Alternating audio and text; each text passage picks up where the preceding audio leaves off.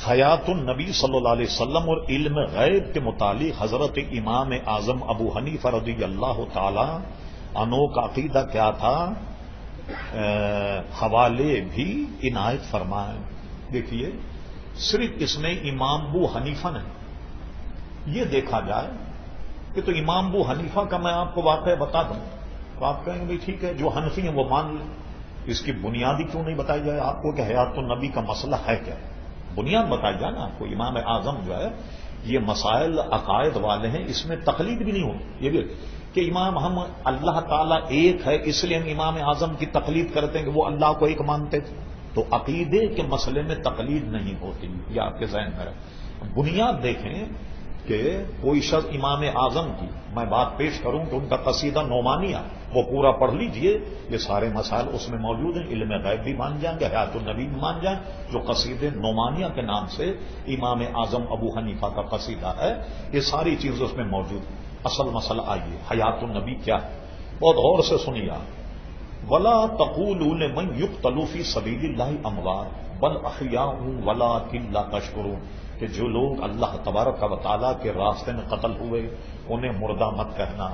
وہ زندہ ہیں مگر ان کی زندگی کا سمجھنے کا تم شعور نہیں رکھتے۔ شہید کس کو کہتے ہیں مجھے بتائیے؟ کسی مسجد کے تنازع میں اسلامی راستے میں کوئی ہندو مر جائے تو اس کو بھی شہید کہیں،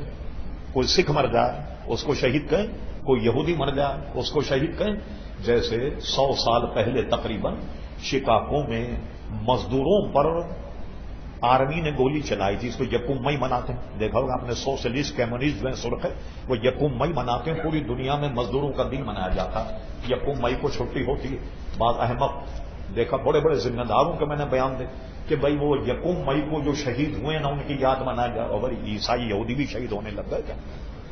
تو شہید کون ہوگا؟ جو مسلمان ہو، حضور علیہ السلام کا غلام ہوگا۔ اچھا یہ بتائیے، جب ایک شہید کو جو حضور کا غلام بغیر حضور کی غلامی کے وہ شہید نہیں ہو سکتا، یہ جو شہید ہے جب حضور کی غلامی کی وجہ سے شہید ہے تو آقا کا کیا منصب ہوگا؟ یا اس کو یوں سمجھیے آپ کہ ایک سمندر ہے جس میں سے کچھ نہریں نکل رہی ہیں اور اس میں پانی آ رہا ہے، تو کوئی آدمی یہ کہے کہ یہ نہریں تو بھری ہوئی ہیں مگر سمندر خشک ہے، بھائی سمندر میں پانی ہے جبھی تو نہروں میں پانی آ رہا یا نہیں آ رہا؟ یہ ایسے احمق ہیں کہ شہید کو تو کہتے ہیں زندہ ہیں اور جو ان کا سمندر ہے پیارے مصطفیٰ کہتے ہیں وہ مر گئے۔ ٹھیک ہے بھائی، انہی کے فیض سے تو یہ محترم حضرات یہ شہید۔ اچھا اب اس کے بعد آئیے، وَلَلْآخِرَةُ خَيْرٌ لَكَ مِنَ الْأُولَىٰ، یہ قرآن کی آیت ہے سورہ وَالضُّحَىٰ، آپ کہیں بھی ترجمہ نکال کر کے پڑھیے، اس میں یہ فرمایا گیا کہ اے میرے حبیب، ہر آنے والی گھڑی گزری ہوئی گھڑی سے تیرے حق میں بہتر ہے، ہر آنے والا وقت جو گزرے ہوئے وقت سے بہتر ہے۔ اس سے بھی آپ سمجھ سکتے ہیں حیات النبی کا مسئلہ۔ اب آئیے حیات النبی سے متعلق حضرت انس ابن مالک کی حدیث جو بخاری شریف میں ہے اور مسلم میں، اس حدیث کا نام ہی حدیث معراج ہے، یعنی صحیح کتاب میں جو حدیث معراج ہے بخاری میں، اس کا نام حدیث معراج ہے۔ اس کے راوی حضرت انس ابن مالک۔ بخاری میں جو حدیث ہے اس میں یہ لفظ نہیں، جو مسلم میں حدیث ہے حدیث معراج اس میں یہ لفظ موجود ہے کہ حضور انس ابن مالک کہتے ہیں رضی اللہ عنہ، حضور علیہ السلام جب شب معراج چلے تو آپ نے دیکھا کہ موسیٰ علیہ السلام اپنی قبر میں نماز پڑھ رہے ہیں، اگر زندہ نہیں تو نماز کیسے پڑھ رہے ہیں؟ اچھا پھر جب حضور مسجد اقصی پہنچے تو حضرت موسیٰ علیہ السلام حضور سے پہلے وہاں موجود، مرحبا مرحبا یا نبی صالح کہہ کے حضور کا استقبال کیا، اور جب چھٹے آسمان پر پہنچے تو حضور فرماتے ایک میری دراز قد بزرگ پر نظر پڑی،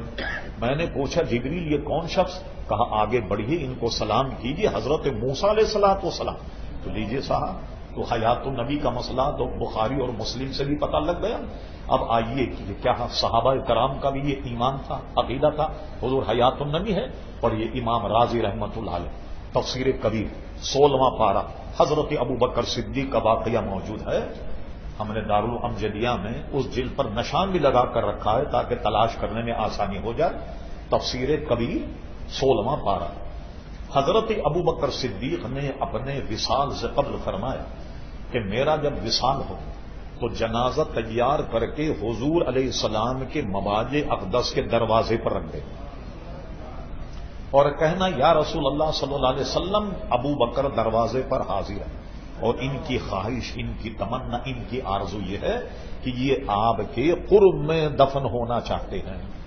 تو حضرت صدیق اکبر فرماتے اگر دروازہ خود بخود کھل جائے،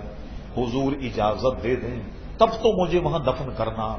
اور اگر حضور اجازت نہ دیں، کوئی آواز نہ آئے، کوئی اشارہ نہ ملے،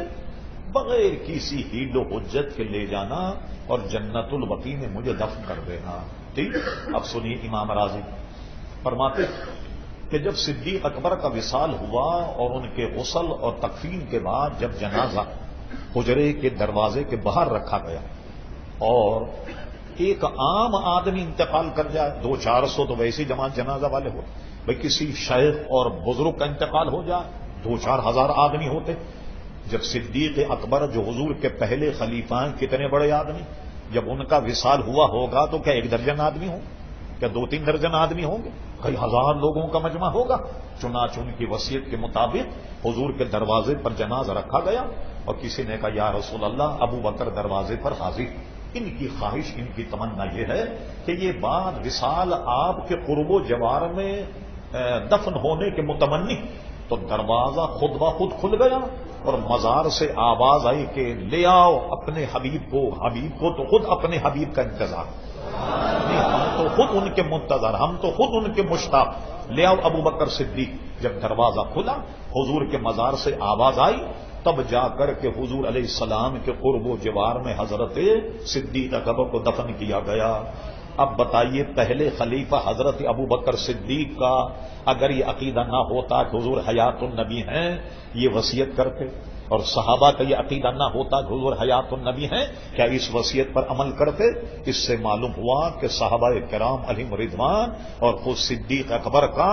بلکہ علماء مجتہدین سب کا پھر یہ عقیدہ ہے کہ حضور علیہ السلام حیات النبی ہیں۔